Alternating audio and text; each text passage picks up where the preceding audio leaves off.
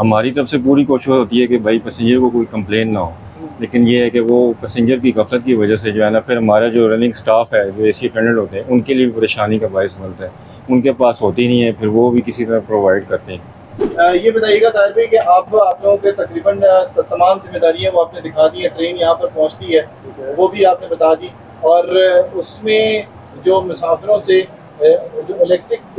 جو اکوپمنٹس ہیں، باقی چیزیں، اس کے بارے میں سر نے بتایا کہ کس طرح کی شکایت ہوتی ہے اور انہیں دور کرنے کی کوشش کی جاتی ہے. اور مسافروں کو کیا خیال رکھنا ہے، جنرلی کن چیزوں کا خیال رکھنا ضروری ہے، ذرا بتائیے گا. اس کے بعد مبین بھائی ایک میسج دیں گے مسافروں کو سفر کرنے سے پہلے کن چیزوں کا خیال رکھنا ہے، اور ٹرین آنے سے پہلے کن چیزوں کو دیکھنا اور دھیان کرنا ضروری ہے، کیونکہ یہ ہمارا قومی اثاثہ ہے. جیسے ابھی آپ نے کہا کہ یہ ٹرین جو ہے نا، یہ ہمارا قومی اثاثہ ہے، اور ایک پیسنجر جب اس پہ سفر کرنے کے لیے بیٹھتا ہے، چاہے وہ اکیلا ہو یا فیملی کے ساتھ، تو وہ اس کا ایک گھر ہوتا ہے جب تک وہ گاڑی سے اترے گا نہیں. اگر یہاں سے کراچی تک اسے جانا ہے تو اس نے 18-20-24 گھنٹے کی اس نے رننگ کرنی ہے. جانا ہے تو پھر وہ 24 گھنٹے کے لیے اس کا ایک قسم کا گھر ہے نا. جیسے ہم اپنے گھر کو صاف ستھرا رکھتے ہیں، اس کی توڑ پھوڑ نہیں کرتے، اس کا خیال رکھتے ہیں، تو اسی طرح اس قومی ادارے اور